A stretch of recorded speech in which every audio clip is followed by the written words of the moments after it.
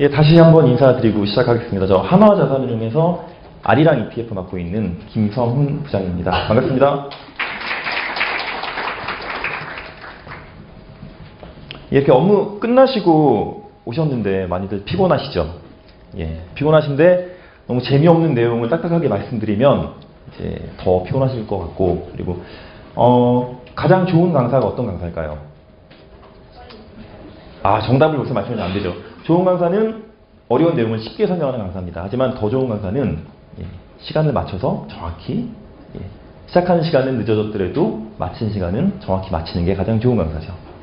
제가 부산에 어제 왔습니다. 어제 와서, 어제는 이제 KB국민은행 그 부산, 울산 지역본부에서 이제 펀드 판매 많이 하시는 분들 대상으로 해서 저희 ETF 강의를 진행했었고요. 굉장히 열정적으로 강의 들어주시고 궁금하신 부분들도 굉장히 많으셔서 굉장히 좋은 그런 강의가 됐던 것 같습니다. 혹시 지금 오신 분들이 다 CFP 인증자 분들이 대부분이시죠? 예, 그러면 기본적으로 우리가 투자를 왜 해야 되는지 이런 부분들은 이미 알고 계실 거라고 생각이 들고요. 그러면 투자를 하는 데 있어서 ETF라는 상품이 어떠한 그런 활용도가 있는지, 왜 좋은지에 대해서 제가 요점만 정확히 말씀드리도록 하겠습니다. 혹시 지금 참석해 주신 분들 중에서 ETF를 직접 투자해 보신 적이 있으신 분 한번 손 한번 들어주시겠어요? 예, 그렇게 아직 많지는 않으시네요. 예, ETF 시장이 2002년도에 시작이 돼서 이제 올해로 벌써 14년 정도 됐습니다. 굉장히 큰 폭의 성장을 이루어왔고요. 그리고 제가 ETF 업무를 한 지도 지금 한 6년 정도 됐는데 ETF만큼 이제 알면 알수록 좋은 상품이 없어요. 그래서 과연 어떤 점이 좋은지 시작해 보도록 하겠습니다.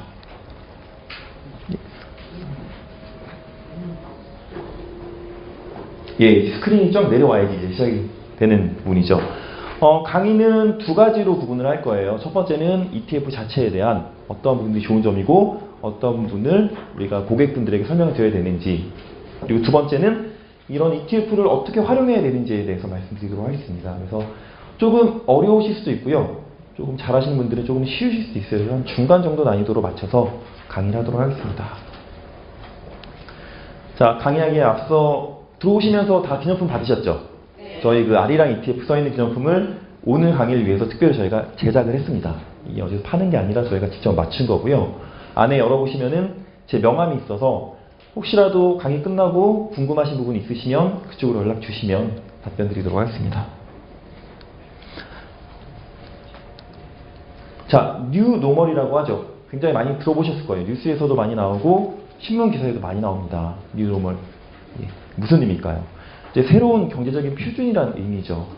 새로운 표준이 과연 뭘까요? 그러면 새로운 표준은 왜 생겼을까 생각해보면 저성장, 저금리, 저물가 이 3저라는 게 계속 유지가 되고 있습니다. 그래서 물가도 낮지만 성장도 안 되고 있고, 그리고 금리도 낮기 때문에 투자하는 데 있어서 굉장히 어려움이 있습니다. 지금 정기금이나 MMF, 원리금 보장이 된다는 그런 자산들의 금리가 연간 1.5% 내외밖에 안 돼요. 그렇기 때문에 어떤 투자를 하든지 기대 수익을 얻기는 굉장히 힘듭니다. 따라서 이런 뉴 노멀 시대에는 이제 투자에 대한 그런 기대 수익률이 계속해서 낮아지고 있고요. 각국의 경제 정책들, 양적 완화나 마이너스 금리 이런 것들을 통해서 어떻게든지 좀 경기를 부양시키자, 활성화시키자, 그런 부분들이 정부가 고민을 많이 하고 있습니다.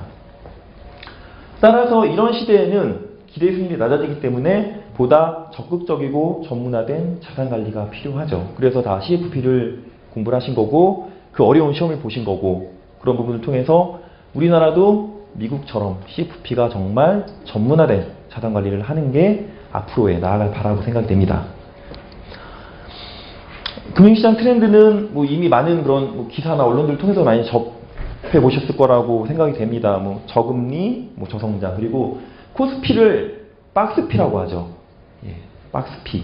1800에서 2100을 왔다 갔다 합니다. 작년 이제 5월 초부터 해서 주가가 쫙 빠진 다음에 지금 올해 4월에 다시 2030 찍고 다시 지금 출렁이고 있죠.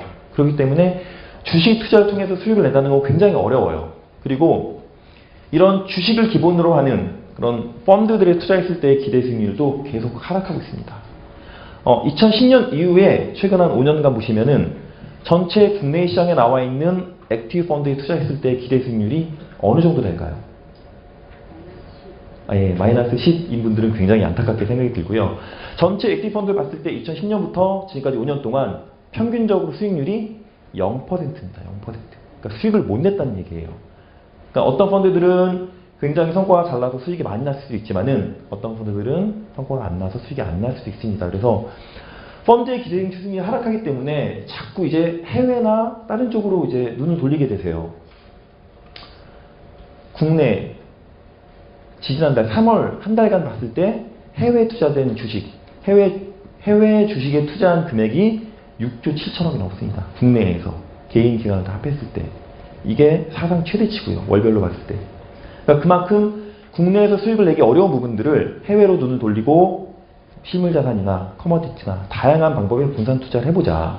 그런 부분에 대한 트렌드가 계속해서 이어져 있고 이렇게 분산 투자하기 위해서 가장 손쉽게 할 수 있는 그런 투자 자산이 바로 ETF입니다. 그래서 오늘 말씀드리는 게 ETF고요. 자, 미국 시장 현황이 이렇게 쭉 나왔죠. 미국 시장의 뭐 신규 자금 중에 22%가 ETF로 배분이 되고 재무 상담하시는 그런 CFP 분들이 73%가 ETF 활용한다. 이거는 그냥 ETF를 많이 쓴다는 그런 내용들을 정리를 해봤어요. 미국 시장의 ETF 규모가 약 3,000조 정도 됩니다. 3,000조. 굉장히 크죠. 한국 시장은 지난달 말자로 봤을 때 한 22조 정도 돼요. 비교도 안 될 정도로 큽니다. 전 세계 ETF 시장은 4,500조 정도 돼요. 미국 시장이 굉장히 절대적으로 높은 규모를 차지하고 있고 이 정도 규모가 된다는 것은 그만큼 다양한 상품들이 나와서 그런 다양한 상품들을 가지고서 고객분들의 그런 재무 설계 그리고 투자 상담을 하실 수 있다는 그런 점입니다. 이미 알고 계시는 분들도 있으실 거예요. ETF가 어떤 상품이냐 보시면은 ETF는 Exchange Traded Fund예요. 가장 기본적으로 조금 혼돈하시는 부분들이 제가 이제 뭐 은행이나 이런 데 설명해 다니다 보면 ELS 많이 파시잖아요. 그래서 ELS, ELW, ETF가 다 똑같은 게 아니냐. 아닙니다. 앞에 E가 붙는, E로 시작하는 상품들이 쭉 있는데 같은 E가 아니에요. ELS나 ELW, ELF 이런 상품들은 E가 이쿼티의 약자고요. ETF는 Exchange 약자입니다. Exchange, 영어라서 조금 약간 생소하실 수 있는데 Exchange라는 말은 상장됐다는 거예요. 그래서 KLX가 코리아 익스체인지라는 뜻이죠. 상장이 돼서 개별 주식 종목처럼 거래되는 펀드다. 그래서 좀 딱딱한 말로 상장 지수 펀드라고 그렇게 합니다. 상장이 돼서 거래되기 때문에 개별 주식이 갖는 장점들을 그대로 가지고 있어요. 개별 주식들 직접 투자하실 수가 있죠. 펀드처럼 은행에 가서 가입하시는 게 아니라 직접 HTS를 통해서 매매하실 수가 있습니다. 그리고 실시간으로 거래가 돼요. 펀드처럼 기준가가 정해져서 매일 한 번 나오는 기준가에 가입과 환매를 하시는 게 아니라 실시간으로 시장 상황에 따라서 매수 매도를 적절하게 신속하게 하실 수 있는 그런 직접 주식의 장점이 있습니다. 자, 그렇다면 펀드의 장점은 또 뭐가 있을까요? 주식과 펀드를 합해놨기 때문에 펀드는 간접 투자, 분산 투자, 그리고 1일 1 가격 이런 장점들이 있습니다. 이런 장점들을 같이 합해놓은 게 바로 ETF죠. 예를 들어서 국내 대표 주식지수가 코스피죠. 예, 코스피죠. 하지만 코스피에 있는 전체 850개 종목을 한 주씩만 다 투자하시려면 금액이 얼마나 들까요? 예, 적어도 몇 억은 넘게 들겠죠. 굉장히 큰 규모이기 때문에. 하지만 코스피의 지수를 그대로 따라하는 ETF가 있습니다. 이 ETF가 지금 한 2만원 정도의 거래가 돼요. 한 주에. 그러면은 2만원으로 코스피 800개가 넘는 종목들을 한 번에 투자하실 수가 있어요. 그게 바로 분산 투자죠. 적은 금액으로 많은 종목들에 분산 투자하실 수 있는 그런 장점이 ETF의 또 하나의 큰 특징입니다. 자, 여기까지 너무 어렵지 않으셨나요? 아니면 너무 좀 빠르다? 예, 괜찮으시죠? 예, 이제 그러면 조금 더 빨리 진행을 해볼까요? 예, 뒤에 내용이 많기 때문에 앞에서 조금 이렇게 쉽게 이해하시는 부분 빨리 진행하겠습니다.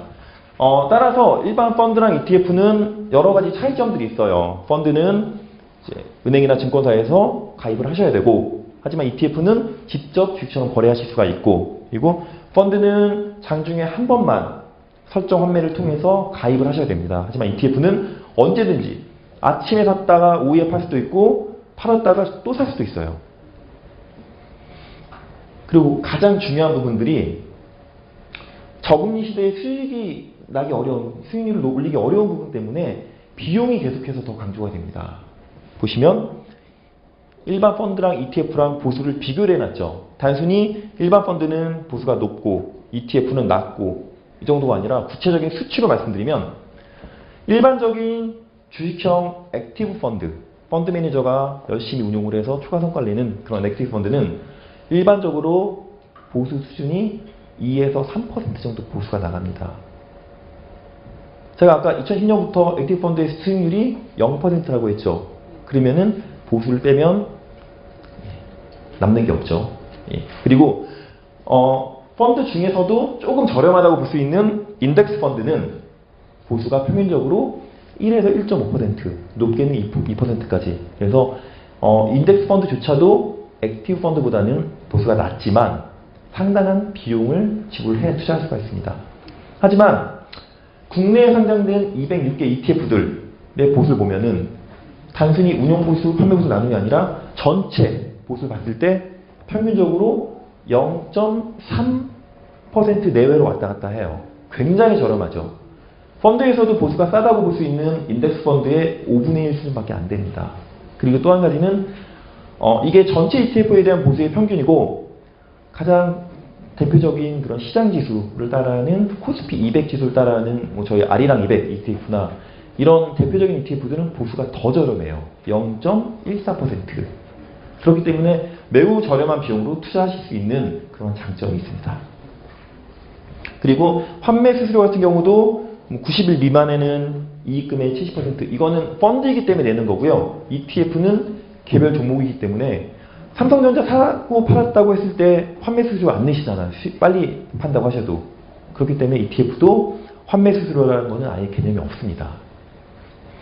하지만 ETF는 한 가지 위탁 매매 수수료라는 게 들어요. 이제 주식 거래 하실 때 증권사에 지불하는 그런 거래 비용이죠. 그런 부분들은 이제 고객 따라서, 거래금에 따라서 차등이 되어 있습니다. 하지만 최근 증권사들도 이제 고객 유치를 위해서 여러 가지 그런 수수료 무료 이벤트들도 많이 하기 때문에 비용을 최소화해서 투자하실 수 있는 그런 장점이 있죠. 자, 그리고 투명성이라는 부분은 펀드를 투자하실 때 그 펀드 내에 어떤 종목들이 들어있는지를 아실 수 있으신가요? 모르시죠? 최소 2달이 지나야지 알 수 있습니다. 2달이 지나야지 2달 전에 내가 투자하는 펀드가 삼성전자에 투자했는지, 현대차에 투자했는지, 얼마를 투자했는지를 아실 수가 있죠. 근데 이미 2달이 지나서 지금은 그 상황이 아닌 거죠. 하지만 ETF는 매일 실시간으로 그 ETF가 투자하는 종목들을 공개합니다. 정확한 용어는 PDF라고 해요. 포트폴리오 디파짓 파일, 자산 구성 내역이라고 하는데요. 이런 자산 구성 내역을 공개함으로써 ETF는 언제든지 내가 투자하고 있는 ETF가 어떤 종목들을 투자하고 있구나, 어떤 종목들이 얼마나 담겨져 있구나를 실시간으로 아실 수가 있어요.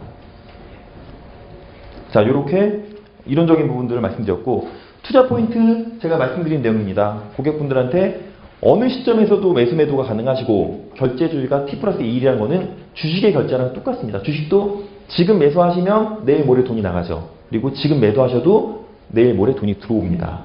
주식이랑 똑같다 보시면 되고요. 그리고 말씀드린 것처럼 그 자산 구성 내역을 통해서 ETF가 투자하고 있는 종목들 언제든지 보실 수 있기 때문에 고객분들 상담하실 때도 충분히 활용하실 수가 있고, 환매 수수료가 없는 부분들 때문에 언제든지 권유가 쉬우세요. 여기서 이제 가장 기본적인 활용 방법을 하나 말씀드리면, 가장 쉬운 코스피 200 지수 추정 ETF가 있습니다. 저희 아리안 200처럼. 그러면 투자를 하셔야 돼요. 딱 봤을 때 코스피 지수가 막 빠지고 있죠. 그래서 1900 정도까지 떨어졌어요. 그러면은 투자를 하십니다. 그러다가 코스피 지수가 다시 올라오죠. 그래서 2000이 되면은 투자하신 거를 바로 실시간으로 매도를 하세요. 그러면 약 5% 정도 수익이 나죠. 그게 가장 기본적인 활용 방법이에요. 그게 가능한 게 ETF는 실시간으로 매수 매도 가능하고, 그리고 수익이 나도 기간에 관계없이 환매수 수수료 개념이 없기 때문에 그렇게 가능합니다. 제가 지금 말씀드린 이 전략을 대표적으로 사용하는 데가 바로 국내의 대표적인 연기금들이 그런 전략들을 사용을 해요. 연기금들도 기관 투자자라고 해서 사실 뭐 그렇게 아주 어려운 전략을 사용하지는 않습니다. 기본적으로 액티브 펀드를 통해서 수익을 내기 어렵기 때문에 지수대에 따라서 그 지수를 추종하는 ETF들을 신속하게 시장 상황에 따른 매매를 하면서 수익을 계속해서 쌓아나가죠. 코스피 지수가 1900 빠졌다가 2005년대에 걸리는 시간이 얼마가 될지 모르지만은 그렇게 오래 걸리지는 않을 수도 있습니다. 그렇기 때문에 언제든지 몇 번 이거를 회전하실 수가 있어요. 한 달에 한 번만 회전하셔도 5%씩 수익을 쌓아가시면서 연말에는 20%, 30% 수익을 내실 수 있는 방법도 있으시고요.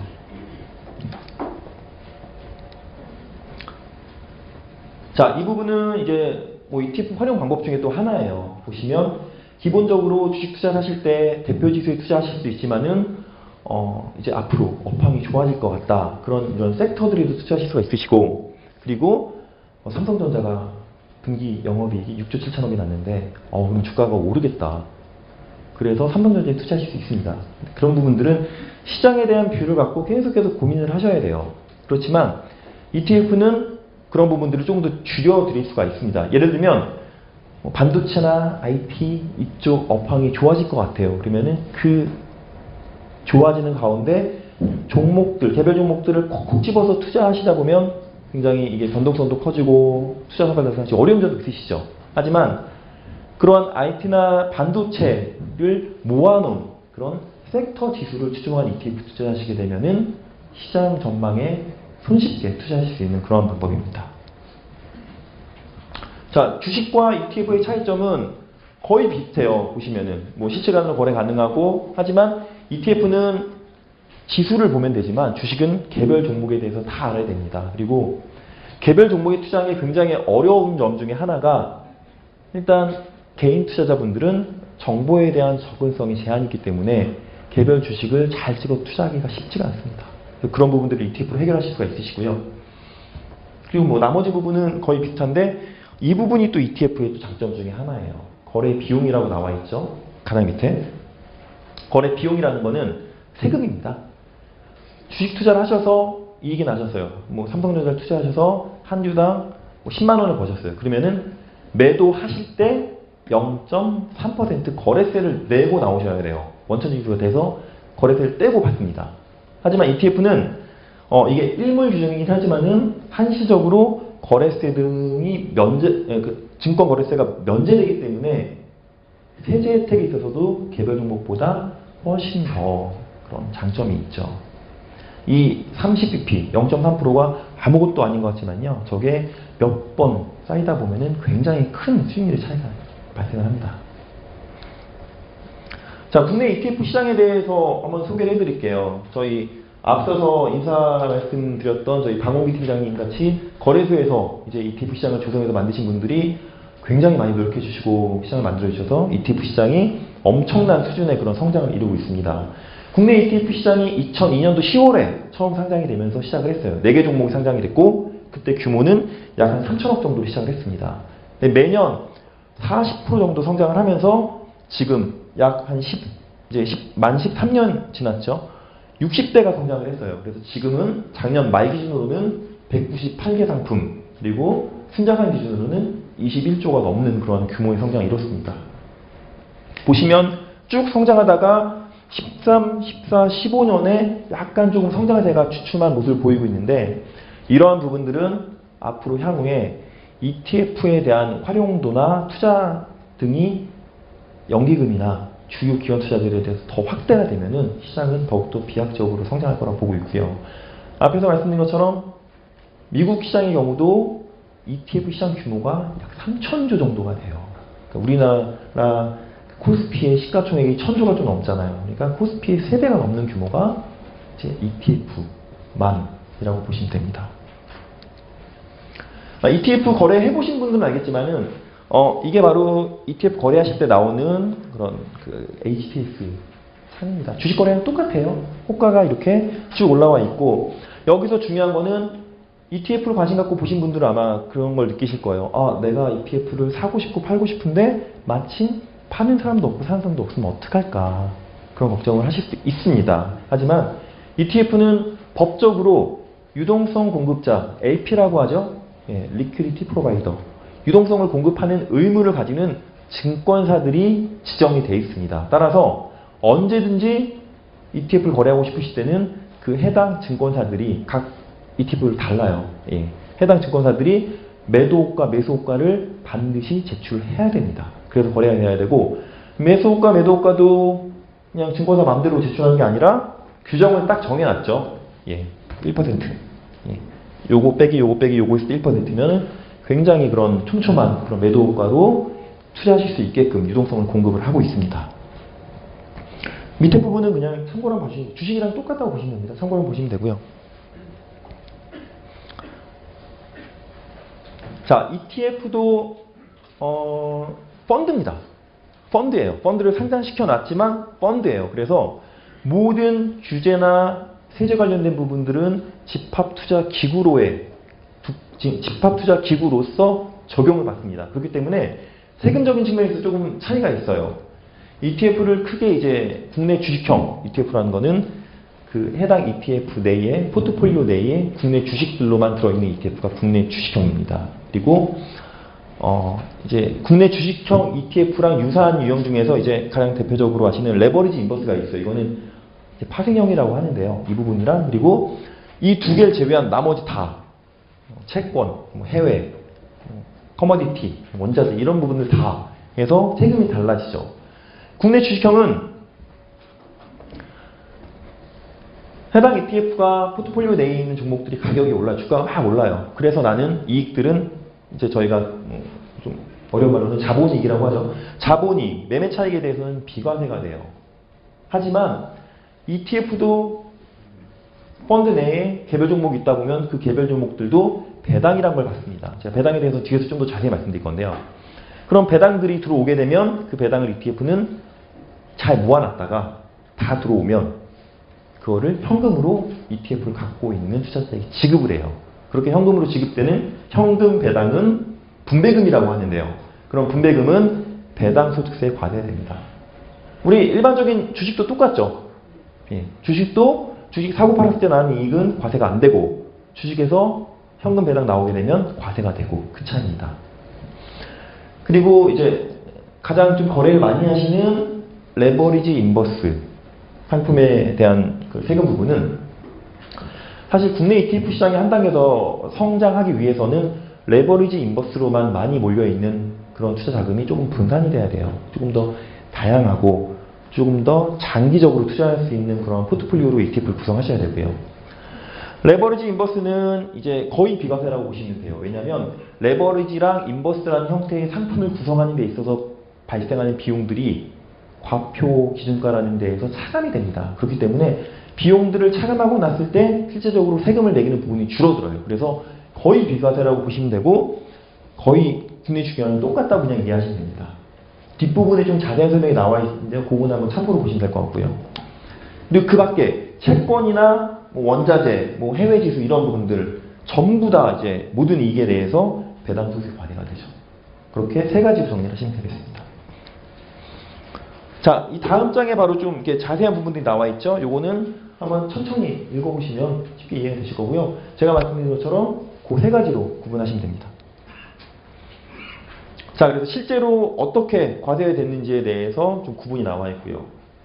ETF는 되게 재미있는 것 중에 하나가 보유기간 과세라는 특징이 있어요. 이게 좀 처음 들어보시는 용어죠. 보유기간 과세. 더 쉽게 말씀드리면 실제로 과표가 오른 부분이랑 그리고 실제로 매수 했을 때 이익이 난 부분이랑 비교를 해서 적은 금액의 과세가 돼요. 그렇기 때문에 장점이 있습니다. 그 장점은 제가 채권 혼합형 말씀드릴 때 말씀을 한번 다시 드릴게요. 자, 투자 위험은 여러 가지가 있는데요. 이런 부분들은 참고로 한번 쭉 읽어봐 주시고 이러한 투자 위험들을 반드시 투자자 고객분들에게 공지를 하시고 말씀하셔야 됩니다. ETF 같은 경우는 당연히 원금 비보장이에요. 원금 보장이 안 되고요. 원금 보장된 ETF는 없습니다. 채권형 ETF도 원금 보장은 안 돼요. 하지만 채권형 ETF는 원금 보장이랑 똑같다고 생각하실 수 있죠. 그리고 이제 뭐 추적오차, 가격계리 이런 부분들은 좀 약간 용어가 이제 생소하실 수도 있으신데요. 추적오차라는 거는 ETF의 그 기초지수가 있습니다. 코스피 200이면 코스피 200이 기초지수예요. 그리고 R이랑 200은 ETF 펀드죠. 이 두 개의 차이를 추적오차라고 해요. 그래서 기초지수와 실제 ETF 펀드 간에 그런 차이가 발생할 경우에 추적오차가 많이 벌어진다. 그렇게 이해하시면 됩니다. 그래서 추적오차가 많이 발생하지 않는 그런 상품들은 그 해당 기초지수, 벤치마크 지수를 잘 따라서 운용을 한다고 보시면 되고요. 하나만 더 말씀드리면, 뭐 가격계리는 실제로 사고 파실 때 조금 이제 ETF의 가치보다 싸거나 그러니까 비싸게 사시거나 싸게 팔 수 있다는 그런 부분도 있지만 쭉 내려와서 가장 마지막 이거를 주의하셔야 돼요. 이게 가장 중요합니다. 레버리지 인버스 굉장히 거래 많이 하시죠? 레버리지 인버스를 장기적으로 투자하시면 절대 안 됩니다. 왜냐하면 레버리지는 2배 수익이 나고 인버스는 반대로 수익이 나는 구조죠. 그래서 국내 ETF의 대부분의 거래량을 차지하는 게 레버리지 인버스입니다. 왜냐하면 지수가 만약에 1900 빠졌다가 다시 2000 올라갈 때 1900대 레버리지를 사셔서 2000이 되시면은 수익이 10%가 나는 거죠. 5%가 아니라. 그리고 2000에서 인버스 사셔서 1900이 되시면은 5%만큼 시장은 빠졌지만 인버스에서는 수익이 나는 그런 구조입니다. 하지만 레버리지랑 인버스는 일간 수익률의 2배랑 마이너스 1배를 추정해요. 그 의미는 일주일 동안 주시장이 올랐다 내려갔다 올라갔다 내려갔다 했는데 지수는 10% 수익이 났지만 레버리지나 인버스는 똑같이 수익이 날 수는 없습니다. 왜냐하면 일별 수익률이 2배다 보면은 이게 올라갔다 내려갔다 하면서 편차가 생기고요. 마이너스 50% 빠졌다가 다시 원금 되려면 50% 상승하면 안 되죠. 더 상승해야 되죠. 그런 의미입니다. 그리고 레버리지 인버스는 오래 투자하시게 되면은 그만큼 비용이 차감되는 부분 때문에 실제 생각하셨던 수익이랑도 차이가 발생을 합니다. 자, ETN이죠. ETN. ETN은 ETF의 형제입니다. 형제. 미국 시장에서는 ETF랑 ETN을 합해서 ETP라고 불러요. Exchange Traded Product 이런 식으로 해서 상장돼서 거래되는 상품들 그렇게 받아들이시면 될 것 같고요. ETN은 Exchange Traded가 똑같고 뒤에가 펀드가 아니라 노트입니다. 펀드랑 노트의 차이는 펀드는 집합 투자 기부예요. 흔히들 우리가 투자하고 있는 그런 펀드들과 똑같은 그런 거고 노트는 파생결합 증권이라고 합니다. 그건 파생결합 증권이라는 거는 이제 이 노트를 발행하는 증권사가 발행사의 신용으로 이 수익률을 주는 것을 약속을 하고 발행을 하는 그런 역할이에요. 그래서 ETN도 이제 다양한 그런 분산 투자를 하실 수 있게끔 거래소에서 도입을 해서 계속해서 활성화시키고 있습니다. 뭐 ETF와 ETN은 거의 비슷해요. 근데 차이가 좀 있다면 ETF는 실제로 ETF 펀드 내에 있는 종목들을 스탁은행에서 보관을 합니다. 그렇기 때문에 신용 위험이란 게 없어요. 그러니까 만약에 뭐 운용사가 절대 그럴 리 없지만은 운용사가 망해서 내 ETF를 어떻게 받아야 되냐 하면은 ETF 내에 있는 종목들은 스탁은행에 얌전히 보관이 돼 있어서 받으실 수가 있습니다. 하지만 ETN은 신용 위험이 있죠. 그 이유는 ETN은 발행사의 그 약속으로 신용으로 지급을 보증하기 때문에 신용 위험이 있습니다. 따라서 국내 ETN 시장은 발행사의 자기 자본의 50%까지밖에 발행을 못해요. 그래서 엄격한 그런 제한을 두고 있고요. 시장 규모가 ETF보다도 커지기는 쉽지가 않습니다. 자, 이 부분은 이제 뭐 ETN의 과세체계인데 ETF랑 똑같다고 보시면 됩니다. 아까 설명드린 부분은 똑같다고 보시면 되고요. 자, ETN 시장도 계속해서 성장을 해왔죠. ETN은 조금 늦게 도입이 됐어요. 2014년도 11월에 도입이 돼서 지금 최근 쭉 이제 성장을 해오면서 78개 상품이 있고 시가총액으로는 1조가 조금 2조 정도 됩니다. ETF 시장의 한 10분의 1 정도 수준이라고 보시면 되고요. 미국 시장도 ETN은 ETF의 제가 알기로는 한 6% 정도 수준 정도로 해서 ETN이 그렇게 많이 활성화되지는 않았지만은 ETN이 한 가지 좋은 거는 제가 앞에서 말씀드렸어야 했는데 ETF는 최소 10개 종목 이상 투자를 하셔야 돼요. ETF 펀드 내에서. 근데 ETN은 5개 종목만 해도 됩니다. 그렇기 때문에 ETN은 조금 더 다양한 그런 여러 가지 지수들을 만들 수가 있어요. 그런 장점들이 있습니다. 자, 이제 그 ETF는 이 정도로 말씀드렸고요. 시간이 벌써 이렇게 많이 갔네요. 많이 가서 제가 한 이제 25분 정도, 한 20분 정도 남았는데 이 20분 정도 안에 ETF로 활용하실 때 어떤 부분들을 고민을 하시고 적극적으로 이제 고객분들에게 제안하시면 좋을지에 대해 말씀드리도록 하겠습니다. 자, 말씀드린 것처럼 굉장히 다양한 그런 상품들이 있죠. 그래서 이러한 ETF와 ETN을 가지고서 자산 배분한다는 게 바로 EMP라는 용어를 씁니다. ETF Managed Portfolio라고 해서 ETF만으로 포트폴리오 구성을 하시는 방법이에요.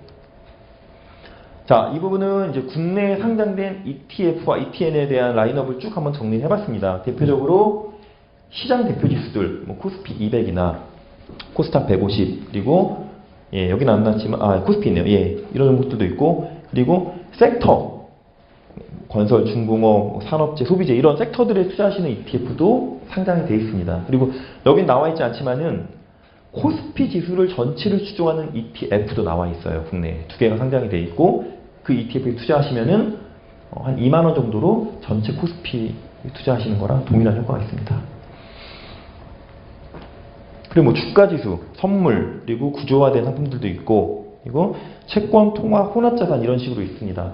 조금 이제 어렵게 느껴질 수 있는데요. 처음에 시작은 대표적인 시장 지수나 섹터나 배당이나 이런 쪽으로 시작을 하셔서 계속해서 조금씩 이제 ETF에 대해서 공부를 하시면서 확대하시는 게 가장 좋은 전략이십니다. 그리고 해외 쪽도 다양한 상품들이 많이 나와 있어요. 보시면은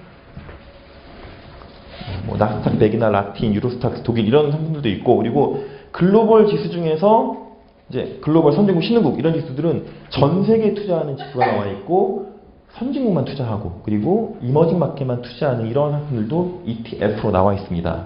그리고 쭉 내려가시면은 원자재 쪽도 실물, 굴이나 골드 이런 선물 관련된 ETF들이 나와 있고 콩, 농산물, 그리고 원유가 굉장히 작년, 재작년 굉장히 거래가 많이 됐죠. 그게 유가가 이렇게 빠질 거라고 예측을 못했습니다. 근데 유가가 20불대까지 쭉 가다 보니까 원유 선물 ETF가 국내에 상장이 되어 있는데 저희 건 아니에요. 미래에셋 타이거 ETF고요. 굉장히 거래가 많이 됐죠. 그래서 원유가 빠져서 다시 올라올 때 수익을 내시기 위해서 많이들 투자를 하셨고요. 근데 안타깝게도 지금 원유 선물 ETF를 국제유가가 50불대 많이 투자를 하셨는데 지금 50% 회복을 못하고 있는 상황이라서 비자발적 장기 투자가 되는 경우도 있습니다. 그래서 그런 부분들을 좀 유의를 하셔야 되고요. ISA 내용은 제가 말씀 안 드려도 이미 잘 알고 계실 거예요. 그래서 ISA에서 활용하는 방법에 대해서 말씀드리겠습니다. 이 자료 하나만 보시면 돼요. ISA는 쭉 보시면은 ISA의 가장 장점이 세금을 안 낸다는 거죠. 수익이 나도 세금을 안 낸다는 거예요. 그렇다면 ISA에 들어갈 그런 상품들을 어떤 걸 넣으면 좋을지 생각하실 때 수익이 나도 원래 세금을 안 내는 상품들은 제외하시는 게 좋은 전략이시죠. 수익이 났을 때 원래 세금이 나는 종목들을, 상품들을 ISA에 넣으시면은 비과세 혜택이 있습니다. 그게 바로 정리해놓은 이 자료고요. 국내 주식형 ETF는 원래 수익이 나도 세금을 안 내죠. 분배금을 받지 않으시면 세금을 안 납니다. 그렇기 때문에 ISA는 좀 적극적으로 편입을 안 하시는 것도 좋은 방법이시지만 국내 주식형 ETF도 굉장히 좋은 상품들이 많아요. 그렇기 때문에 한 가지 팁을 드리면 국내 주식형 ETF 중에 이제 고배당 종목에 투자하는 ETF 상품이 있습니다. 저희가 나눠드린 그 자료 한 장짜리 보시면 고배당 ETF가 나와 있는데요. 이 고배당 ETF는 고배당 종목 30개를 모아서 투자를 해요. 그러면 이 30개 종목들이 주가가 막 올라서 수익이 나면 당연히 비과세죠. 그래서 ISA에서는 효용이 없습니다. 하지만 고배당 ETF의 가장 장점이 고배당을 주는 종목들을 모아놨기 때문에 배당 수익률이 굉장히 높아요. 그리고 이 배당 수익률을 분배금이라는 형태로 지급을 합니다. 그렇게 되면 분배금에 대한 부분은 과세가 되죠. 대표적인 고배당 ETF가 이제 저희 한화자산을 운용하고 있는 그 아리랑 고배당주 ETF라고 나와 있습니다. 아마 그 기념품 보시면 딱 여시면 바로 고배당주 ETF라고 써 있을 거예요. 고배당주 ETF가 올해 1월, 4월에서 분배금, 배당금으로 지급한 금액이 10원, 400원에서 410원을 지급했어요. 하지만 고배당주 ETF가 배당을 받기 위해서는 이제 배당락일 전까지 투자하셔야 되는데요. 배당락일 전까지의 주가는 한 10,000원 정도밖에 안 됩니다. 그러니까 10,000원짜리 종목 사서 배당을 400원 넘게 받으면은 배당만 했을 때 400원 넘게 수익이 나요. 그렇다면 이 배당에 대한 부분들 세금을 내야 되는데 ISA에 투자를 하셨으면은 배당이 나와도 세금을 안 냅니다. 그래서 실제로 저희 아리랑 고배당주 ETF가 모 은행 ISA 계좌 내에서 주식형 ETF인데도 불구하고 ETF 중에는 가장 많이 지금 판매가 됐습니다. 예, 그래서 국내 주식형 ETF는 일반적인 경우에는 ISA에서는 그렇게 메리트가 없다로 보시면 되고요. 그러면 국내 주식형이 아닌 상품들은 이제 과세가 다 되죠. 그 외 상품들은. 그렇기 때문에 포트폴리오로 투자하셨을 때 세제 혜택이 있습니다. 따라서 ISA에 투자하셔서 세금 혜택을 보실 수 있지만 또 한 가지 겹치는 부분이 있어요. 그게 바로 해외 나오죠. 비과세 해외 주식 전용 ETF라는 게 있습니다. 이거는 몇 가지 기준들이 있어요. 이건 뒤에서 제가 설명을 드릴게요. 그래서 저런 비과세 해외 주식 전용 ETF가 아닌 ETF들은 ISA에서 투자하셔서 세제 혜택을 보셔라 하는 게 바로 요점입니다. 자, 바로 뒤에 나오죠. 해외 주식 전용 펀드, 해외 주식 전용 ETF, 비과세 특례 제도는 쭉 이런 내용들이 있습니다. 중요한 게 대상 상품이 어떤 상품들이냐가 굉장히 중요해요. 해외 주식 비과세를 받기 위해서는 해외 상장 주식의 60% 이상 실물로 투자하는 ETF나 펀드만 해당이 됩니다. 따라서 국내 상장된 ETF들을 보시면은 해외 지수에 투자하는 해외 ETF들이 크게는 두 가지로 나눠져요. 첫 번째는 실제로 해외 종목들을 포트폴리오에 담아 투자한 상품들이 있고, 두 번째는 이제 합성 복제라는 방식을 사용해서 해외 지수를 추종하는 방법이 있습니다. 이 합성 복제를 사용하는 그런 ETF의 특징은 종목 숫자가 너무 많아요. 예를 들면 저희 아리랑 ETF 중에 아리랑 AC월드 ETF라는 게 있습니다. AC월드라는 뜻은 올 컨트리라는 뜻이에요. 올 컨트리라는 거는 전 세계 다 투자하는 거죠. 그렇다 보니까 국가가 45개 정도 국가가 되고 종목들은 2,400개가 넘어요. 그러면 이런 국가의 이런 종목들을 다 일일이 실물로 사서 투자하게 되면 비용이 많이 발생하기 때문에 합성 복제라는 방법을 통해서 이제 거래 상대방과의 그런 스왑 계약을 체결합니다. 그래서 수익률을 받게 되고요. 그것까지 너무 자세히 말씀드리면 더 이제 시간이 많아지니까요. 그렇기 때문에 그런 이제 합성 ETF들은 60%가 안 되기 때문에 이런 해외 투자 전용 ETF의 비과세 혜택을 못 받아요. 따라서 합성 ETF들은 ISA에서 투자하시는 게 세제상으로는 훨씬 더 장점이 있습니다. 그러니까 실물로 60% 넘는 그런 ETF들은 해외 펀드 비과세에서 투자하시고, 합성으로 해외 투자하는 ETF들은 ISA에서 투자하시고, 이렇게 딱 구분하시면 명확하죠. 자, 그래서 해외 주식 전용 ETF가 가능한 실물 60% 이상인 상품들이 쭉 있어요. 예, 안타깝게도 저희 상품은 없죠. 하나자산운용은. 예, 저희는 대표적으로 이제 지역 인덱스의 상품들 내다 보니까 실물로 편입 못하고 합성이라는 방식으로 운영을 하고 있습니다. 자, 이 부분들은 이제 투자자의 성향을 활용해서 ETF로 포트폴리오를 구성하실 수 있는 부분들이에요.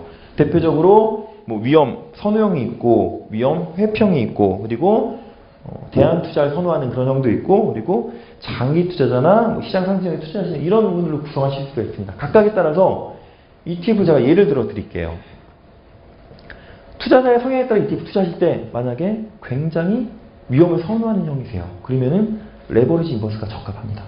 지수대에 따라서 단기적으로 절대 3개월 이상 레버리지 인버스 투자하지 마시고요. 3개월 동안 목표한 수익이 달성이 안 되면 손절매를 하셔야 됩니다.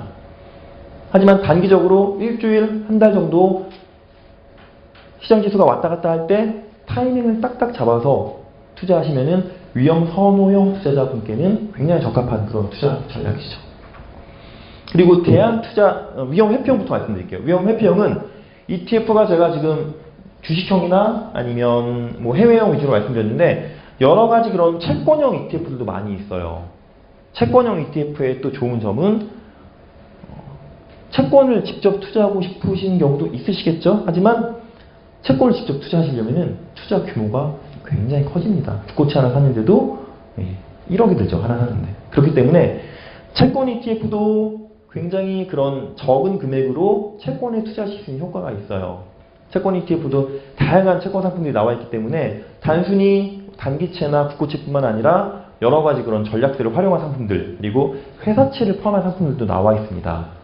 ETF에 대한 정보는 가장 제일 잘 되어 있는 게 우리 한국거래소 홈페이지 가면은 쭉 잘 나와 있고 들어오시면서 받은 자료 중에 ETF 먼슬리라고 나와 있어요. 그게 이제 신규로 상장된 ETF나 아니면은 그 해당 월에 조금 이제 투자하기 좋은 ETF들 쭉 정리해 놓은 그런 부분들이 있습니다. 뭐 대한투자형 같은 경우에는 크게는 주식 채권이 아니라 이제 다른 유형으로 뭐 농산물이나 원유 이런 그런 AI라고 하죠. 대체 상품들, 대체 투자 이런 쪽에 투자하고 싶으신 분들에게 적합한 그런 상품들이고요. 그리고 장기 투자형 같은 경우에는 시장의 일시적인 등락보다는 중장기적으로 ETF를 꾸준하게 뭐 적립식으로 투자하셔도 되고 아니면 1년, 2년 장기적으로 투자하실 수 있는 그런 상품들입니다. 쭉 보시면 대표적으로 고배당 나와 있죠. 고배당은 앞에서 말씀드린 것처럼 주가 상승으로 인한 자본이익도 안정적으로 나오지만 배당 수익이 워낙 높기 때문에 중장기적으로 투자하실 때 꾸준하게 수익을 올리실 수가 있고요. 저변동성, ETF 명으로는 로우볼이라고 합니다. 로우볼이라는 거는 변동성이 낮은 종목들만 모아놔서 투자하는 종목들이라서 주식 투자의 특성상 변동성이 낮은 종목들에 장기 투자했을 때 시장보다도 성과도 훨씬 좋고요. 안정성도 훨씬 올라갑니다. 그런 종목들이 우리 그 장기 투자자분들에게 굉장히 적합한 상품이라고 말씀드릴 수가 있습니다. 자, 5분 정도 남았는데요. 저는 시간을 딱 맞춰 끝낼 거예요. 그래서 제가 이제 남은 부분들을 좀 더 설명드리면 앞에서 말씀드린 부분들은 투자자의 투자 성향에 따라서 ETF를 어떻게 추천을 하고 포트를 구성을 하고 이런 부분 말씀드렸고요. 그리고 지금 말씀드린 부분들은 경기 상황에 따른 부분이에요. 경기 상황. 경기 상황이 뭘까요? 예, 경기가 좋았다, 안 좋았다, 올라갔다, 내려갔다 하죠. 그렇다면 경기가 안 좋다고 그냥 정기예금 넣어놓고 투자 안 할 수 없으니까요. 경기가 안 좋을 때 투자를 해야 됩니다. 먼저 경기가 좋을 때 보면 시장 지수가 우상향을 쭉 하기 때문에 대표적인 시장 지수 ETF나 아니면 경기 주도주 ETF. 경기 주도주 ETF라는 거는 경기가 좋을 때 더 많이 팔린 상품들이에요. 예를 들면 자동차 같은 경우도 경기가 좋아서 돈을 많이 벌어야지 차도 빨리빨리 바꾸고 그렇게 선순환이 되는 구조가 있죠. 그래서 그런 경기가 좋을 때 올라가는 종목들을 모아놓은 게 바로 경기 주도주 ETF. 그리고 경기가 좋아서 쭉 시장이 올라갈 것 같다. 그러면 앞서 말씀드린 내용처럼 레버리지 ETF를 활용해서 단기적으로 수익을 얻으실 수 있는 부분도 좋은 그런 방법입니다. 자, 그렇다면 경기가 안 좋아질 것 같아요. 계속 주가는 하락하고 있고 어디 투자해야 될지 모르겠다 싶을 때는 경기 방어 ETF라는 거는 경기가 안 좋더라도 먹고 살아야 되죠. 식음료 이런 부분들 들어가 있고 그래서 필수 소비재 이런 부분 들어가 있고 그래서 경기가 안 좋을 때도 꾸준하게 소비가 발생을 하고 해당 기업이 이익이 내는 그런 종목들만 모아놓은 그런 상품입니다. 그리고 바로 배당주가 나오죠. 배당주는 경기가 좋을 때도 좋아요. 하지만 경기가 안 좋을 때는 주가 상승으로 인한 이익을 내기가 어렵다는 판단 하에 배당 승리를 초점을 맞추는 그런 부분이고요. 인버스는 적극적으로 투자하시는 부분들, 투자자분들께서 시장이 하락한다고 예상될 때 적극적인 그런 수익을 내시기 위한 상품들입니다. 그리고 채권 ETF는 주식시장과는 조금 떨어져서 채권에 대한 그런 일그라고 하죠. 채권 이자 수익이 꾸준하게 쌓여가기 때문에 경기가 안 좋을 때도 좋은 그런 투자 상품이라고 보실 수가 있습니다. 자, 배당주 ETF 나왔죠. 배당주 ETF는 배당 수익률이 높기 때문에 언제든지 중장기적으로 투자하실 수 있는 그런 좋은 상품이라고 말씀드릴 수가 있습니다. 자, 요거만 말씀드리고 마무리하면 될 것 같아요. 자, 보시면은 국내 상장된 ETF들이 다양한 게 있죠. 주식도 있고 채권도 있고 여러 가지가 있어요. 그렇다 보면 지금 투자자분들이 원하시는 컨셉 중에 하나가 바로 중위험 중수익이에요. 정기예금 너무 적기 때문에 정기예금보다 조금 더 높은 수익, 연 한 4%, 5%면 너무 좋고 적어도 연 3% 정도 수익만 나도 투자하겠다 하시는 분들도 굉장히 많으십니다. 왜냐하면 연 3% 수익 내기도 쉽지가 않습니다.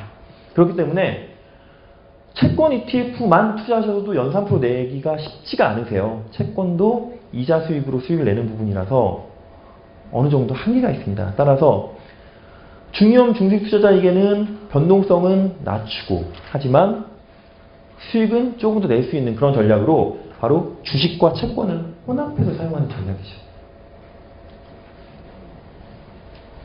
여기 나와 있는 것처럼 채권에 약 한 70% 정도 투자를 합니다. 그러면 채권에서 수익이 나는 부분들이 계속 베이스가 돼서 쌓여가죠. 그리고 나머지 30%는 국내 주식에 투자하되 국내 주식 중에서도 굉장히 우량한 종목들만 모아놓은, 왜냐하면 저 30%를 만약에 레버리지 ETF에 투자한다고 생각하시면 채권에서 아무리 70% 수익이 쌓아가도 레버리지에서 한번 팍 깨져버리면 손실이 너무 커져버려요. 하지만 저 국내 주식 30%를 굉장히 안정적이고 우량한 그런 주식들에 투자를 하게 되면은 시장이 올라갈 때는 더 올라가고 시장이 빠질 때는 방어랍니다. 그렇기 때문에 비록 30%지만은 저 30%의 수익이 채권 수익과 합해졌을 때는 우리가 원하는 그런 중위험 중수익으로 돌아온다고 보실 수가 있죠. 그 대표적인 그런 전략이 주식과 채권을 7대3으로 섞어서 투자하시는 부분인데, 나는 주식도 채권도 이렇게 내가 골라서 7대3 섞기가 어렵다고 하시는 분들을 위해서 국내 ETF 시장에 채권 혼합형 ETF들이 상장이 되어 있습니다. 그 대표적인 채권 혼합형 ETF가 제가 드린 기념품의 메모지 안에 있는 고배당주 밑에 있는 아리랑 스마트 베타 채권 혼합 퀄리티 채권 혼합 ETF예요. 퀄리티 채권 혼합이라는 것은 채권에 70% 투자하고 퀄리티 지수에 30% 투자하는 그런 전략입니다. 그래서 퀄리티 지수는 영어라서 조금 생소하실 수가 있는데요. 기업의 질적 가치를 나타내요. 그래서 우량한 기업들, 그래서 우량한 기업들에 30% 투자하고 채권에 70% 투자함으로써 변동성은 주식보다 훨씬 낮아요. 국내 주식시장의 변동성이 연평균 약 한 15% 정도 됩니다. 그러면은 15% 왔다 갔다 하면 마이너스 30%는 언제든지 왔다 갔다 할 수 있다는 그런 점이고요. 채권화폐 ETF는 변동성이 굉장히 낮아서 4% 정도가 안 됩니다. 변동성이. 그렇기 때문에 손실이 많이 난다고 해도 굉장히 제한적이다. 그런 특징이 있다고 이해해 주시면 되실 것 같습니다. 지금 들어가네요. 이제 톱니바퀴가. 뒷부분에 나와 있는 자산 배분 예시들은 저희가 이제 블룸버그나 JP 모간에서 조금 가지고 왔어요. 그래서 고객분들 상담하실 때 기본적으로 국내 해외 투자를 좀 구분하시고 주식 채권 구분하시고 일부 원자재나 그리고 대체 투자나 이런 부분들을 자산 배분하는 형식으로 쭉 투자해 주시면 좋으실 것 같습니다. 간단하게 말씀드리면 위험을 선호하시고 적극적으로 투자하시는 분들은 국내 주식 쪽에 좀 더 많은 그런 비중을 두고 계시고요. 하지만 위험을 회피하시고 위험을 조금 이제 원하시지 않으신 분들은 국내 채권과 나머지 부분에 조금 더 비중을 많이 두시는 그런 예시입니다. 뒷부분의 예시는 쭉 한번 참고로 봐주시면 좋으실 것 같습니다. 자, 뒷부분에도 쭉 예시가 나와 있고요. 이런 부분도 한번 보시고 혹시라도 강의 끝나고라도 궁금하신 부분이 있으시면 제 명함이 아마 다 2개씩 받으셨을 거예요. 기념품에도 있고 제가 한 장짜리 드린 자료에도 명함이 있습니다. 그래서 명함으로 연락 주시면 저희 아리랑 하나자산용 아리랑 뿐만 아니라 전체 국내 상장사 ETF에 대해서 제가 말씀드릴 수 있으니까요. 언제든지 연락 주시면 감사하겠습니다. 자, 이것으로 강의 마치도록 하겠습니다. 감사합니다.